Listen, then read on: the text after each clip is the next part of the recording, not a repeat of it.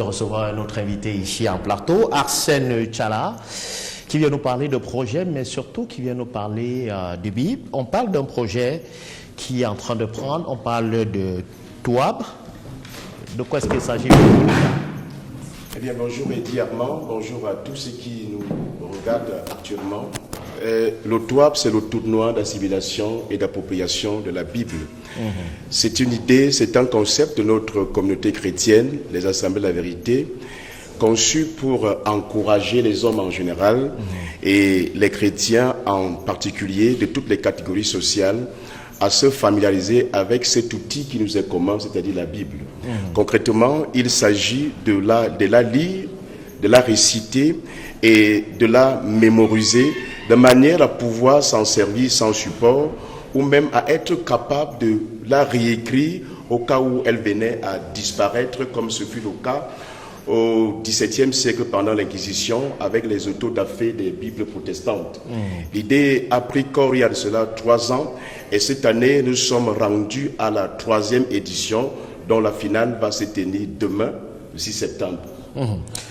Pourquoi le TOAB et d'où vient l'idée de ce projet? Alors l'idée, c'est ce que j'ai dit à l'entame de mon propos, c'est de voir les chrétiens maîtriser la Bible, la réciter, se l'approprier et être capable de l'écrire. Vous voyez, c'est un problème que nous voulons résoudre. À côté de nous, si vous avez observé, vous verrez que les musulmans, si vous les mettez à 3 sur un plateau comme celui-ci, ils nous écrivent entièrement le Coran. Alors si vous prenez une dizaine de chrétiens, vous choisissez n'importe quel livre de la Bible, ils ne seront pas capables de l'écrire tout seuls, sans regarder un support. Et voilà donc le problème que nous voulons résoudre. Inciter les chrétiens à consentir cet effort de mémoire pour être capables d'utiliser la Bible sans regarder un support à côté. Vous parlez de tournoi, alors on a envie tout de suite de vous demander comment se fait la sélection des candidats. Tout à fait, c'est un tournoi qui est encadré par des documents. Nous avons une charte qui précise les critères de sélection.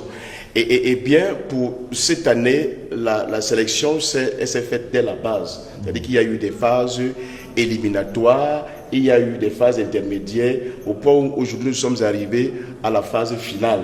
Et ce sont des extraits de la Bible qui sont sélectionnés chaque fois, avec un nombre de versets à réciter par les candidats. Et les candidats, au départ, ils étaient 175 et ils sont restés 8. C'est-à-dire 2 dans chaque catégorie. Il y a 2 enfants, 2 jeunes, 2 mamans et 2 papas qui vont compétir demain. Ils seront amenés à réciter le plus grand nombre de versets du livre des Actes des Apôtres. On entend parler, mais forcément, à la finale, on a envie de savoir, ça va se passer comment et d'où est-ce que ça se tiendra? Sans publicité, la finale aura lieu au Félicia Hotel. Le Félicia Hotel est situé au quartier Coron, Gombi à Yaoundé. Alors, rapidement pour sortir, qui sont les personnes qui seront invitées? Déjà tous les chrétiens, pour venir encourager les compétiteurs. Vous conviendrez avec moi que c'est un gros effort de mémoire. Pour cette année, c'était un total de 156 chapitres, 4 livres qu'il faudrait réciter, c'est-à-dire le livre de Genèse, d'Ésaïe, d'Ecclésiaste et des Actes des Apôtres. Ça fait 4 chapitres, 156 versets, avec 4052 versets à mémoriser. Et il y a des candidats qui ont réussi à atteindre des performances extraordinaires.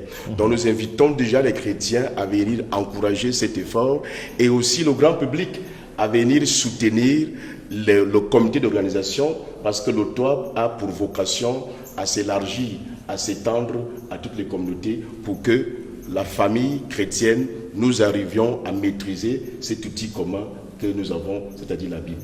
Arsène Tchala. Arsène Tchala. Arsène Tchala.